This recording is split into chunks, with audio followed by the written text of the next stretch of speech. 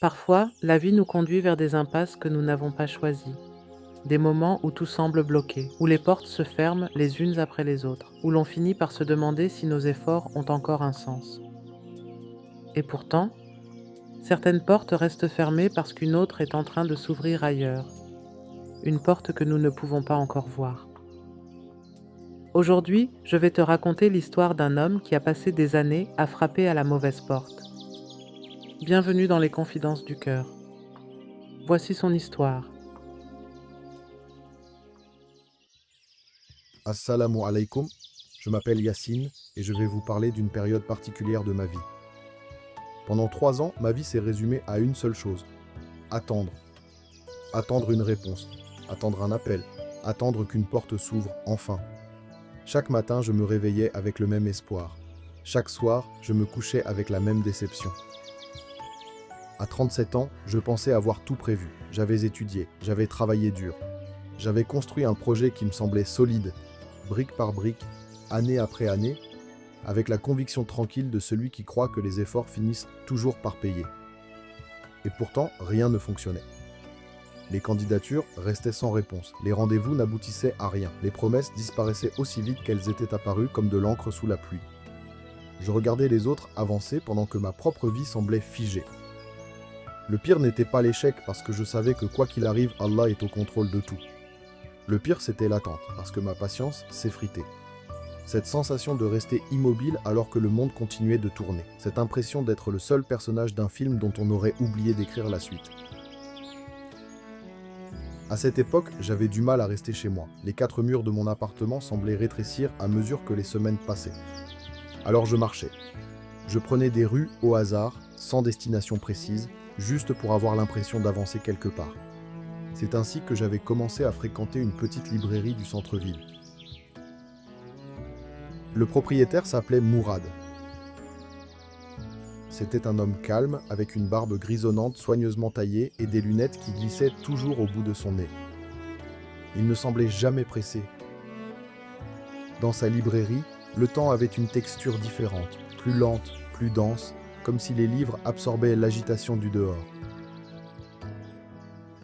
Chaque fois que j'entrais, il me saluait comme si j'étais un vieil ami, avec ce signe de tête discret qui voulait dire « Tu es ici chez toi, prends ton temps ». Je venais souvent l'après-midi. Je feuilletais des livres sans vraiment les lire. C'était moins une passion pour la lecture qu'un besoin d'être quelque part sans avoir à justifier ma présence. Un après-midi, alors que je regardais une page sans la voir, Mourad a levé les yeux de son bureau et m'a observé un moment. « Hé mon frère, tu cherches quelque chose ?» Oui, ai-je répondu sans réfléchir. Quoi ? J'ai soupiré longuement. Si je le savais, je l'aurais déjà trouvé. Il a eu un petit rire, pas moqueur, plutôt bienveillant, comme celui d'un homme qui reconnaît dans la réponse d'un autre quelque chose qu'il a lui-même dit autrefois. Puis il a repris son rangement sans ajouter un mot. À l'époque, son silence m'avait agacé. Je ne sais pas ce que j'attendais, peut-être une réponse, un conseil, quelque chose à quoi me raccrocher. Aujourd'hui encore, je souris en y repensant. Parce que sa question, en réalité, ne demandait pas de réponse. Elle me demandait de me la poser moi-même. Quelques semaines plus tard, j'ai retrouvé mon ami Chouaïb. Nous nous connaissions depuis l'enfance, depuis l'époque des cours de récréation et des vélos sans frein dans les ruelles du quartier. Il était du genre à dire les choses en face, sans détour ni cruauté. C'était parfois difficile à entendre, mais c'était toujours utile. Nous avons marché le long d'une rivière jusqu'à la tombée de la nuit. Les réverbères commençaient à s'allumer un par un. L'eau reflétait les lumières de la ville. À un moment, il s'est arrêté. Et il m'a dit « Tu sais ce qui me frappe chez toi ? Non, dis-moi. Tu regardes constamment la porte fermée. » Je lui ai répondu. Ben, parce qu'elle est fermée, frérot. Ben justement, pendant que tu regardes celle-là, comment veux-tu voir celle qui s'ouvre ailleurs ? Je n'ai pas répondu. Nous avons continué à marcher en silence. Je regardais l'eau couler, toujours en mouvement, toujours cherchant son chemin autour des obstacles, jamais contre eux. Au fond de moi, je savais que Chouaïb avait raison. Mais accepter cette idée aurait signifié abandonner le scénario que j'avais imaginé pour ma vie.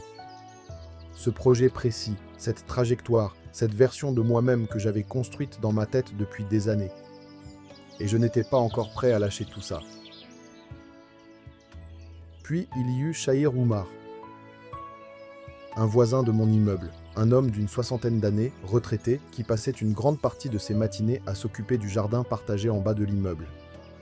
Il y cultivait des tomates, des herbes aromatiques et des fleurs dont il ignorait parfois lui-même le nom. Nous discutions parfois quelques minutes entre deux portes. Des conversations légères, sans prétention. Il avait ce don rare de rendre le quotidien intéressant. Un soir, alors que je rentrais découragé d'un entretien raté, le genre d'entretien où l'on sait dès les premières minutes que rien n'en sortira, je l'ai trouvé assis sur le banc du jardin. Devant lui, une rangée de pots de fleurs. La plupart semblaient vides. Juste de la terre sombre et muette. « Elles sont mortes ?» ai-je demandé. « Non, elles sont bien vivantes, mon fils. » Je lui ai dit. « Mais il n'y a rien. » Il a souri, de ce sourire tranquille des gens qui ont appris à ne pas confondre l'invisible avec l'inexistant. « Parce que tu regardes la surface, tu ne regardes que ce que tu vois, mon fils. » Puis il a désigné la terre de la main. « Si tu observes bien autour de toi, mon fils, tout pousse d'abord dans l'invisible. » Je suis rentré chez moi sans dire grand-chose, mais cette phrase s'est installée dans mon esprit et n'en est plus repartie.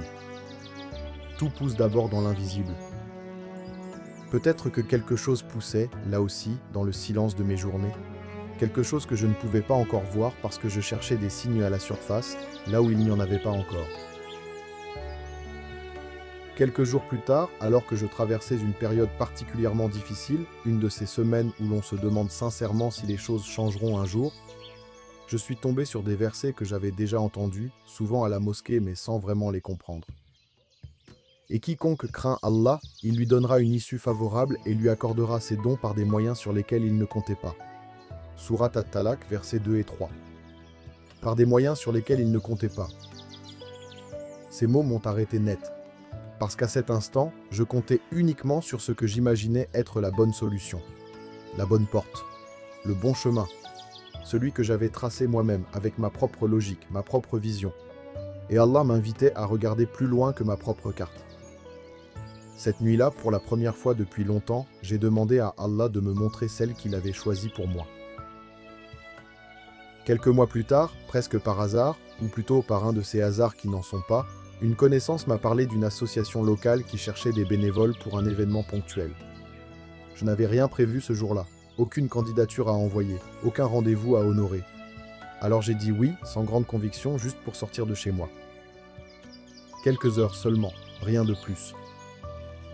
Ce matin-là, en poussant la porte de l'association, j'ai été accueilli par une jeune femme qui courait dans tous les sens, avec une liste à la main et un sourire qui semblait défier le chaos ambiant. Elle s'appelait Aminata. Elle coordonnait les bénévoles avec une énergie qui donnait envie de suivre. « Tu sais faire quoi » m'a-t-elle demandé directement. « Pas grand-chose » ai-je répondu honnêtement. Elle a ri. « Parfait. Les gens qui savent tout ne savent généralement pas s'adapter. Viens avec moi. » J'ai passé la journée à monter des tables, à accueillir des familles, à aider des personnes âgées à s'installer. Des tâches simples. Mais quelque chose dans cette journée avait une texture différente de tout ce que j'avais fait pendant ces 3 années d'attente. Je me sentais utile, présent, vivant. Je pensais aider pour une journée, mais j'y suis resté plusieurs années. C'est là que j'ai rencontré des personnes extraordinaires, des hommes et des femmes de tous horizons, portant leurs propres histoires avec une dignité tranquille. C'est là que j'ai découvert des compétences que je ne soupçonnais même pas. Une capacité à fédérer, à organiser, à écouter.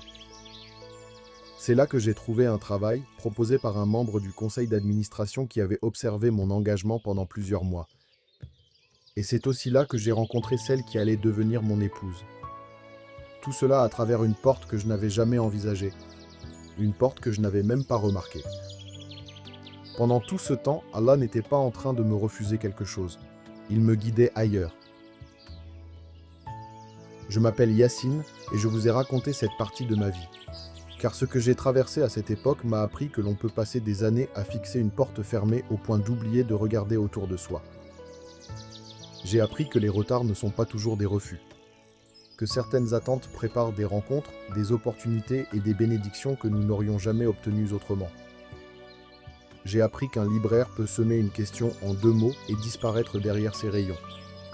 Qu'un ami d'enfance peut révéler une vérité difficile à entendre au bord d'une rivière. Qu'un voisin peut transmettre une sagesse profonde en arrosant simplement ses plantes. Qu'une inconnue avec une liste à la main peut vous ouvrir un monde entier en vous disant « Viens avec moi ». Allah place des passeurs sur nos chemins, pas pour vivre nos vies à notre place, mais pour déplacer légèrement notre regard au bon moment vers la bonne direction. Aujourd'hui, je continue à avancer avec davantage de confiance lorsque je ne comprends pas encore le chemin. J'ai appris à regarder autour de moi, pas seulement devant, à rester attentif aux portes que je n'avais pas prévues, et Allah m'a appris que lorsqu'une porte refuse obstinément de s'ouvrir, il est souvent déjà en train de préparer un chemin bien plus beau que celui que nous avions imaginé. Alors si une porte reste fermée devant toi aujourd'hui, ne laisse pas ton regard s'y accrocher au point d'oublier le reste. Regarde autour de toi, regarde les gens qu'il a placés sur ton chemin. Regarde les petites portes que tu n'as pas encore remarquées. Car parfois, la réponse que tu attends ne se trouve pas derrière cette porte. Elle t'attend ailleurs. Et parfois, elle t'attend dans une journée ordinaire où tu dis oui sans trop savoir pourquoi. Voilà, j'espère que cette histoire aura pu t'éclairer si tu traverses une situation similaire et qu'elle aura pu te transmettre les leçons que j'ai moi-même apprises en les vivant. Assalamu alaikum. Tu viens d'écouter une confidence du cœur. Like et abonne-toi pour une nouvelle histoire dans les confidences du cœur. Et dis-moi en commentaire ce que t'a inspiré cette histoire. Wa assalamu alaikum wa rahmatullah wa barakatuh.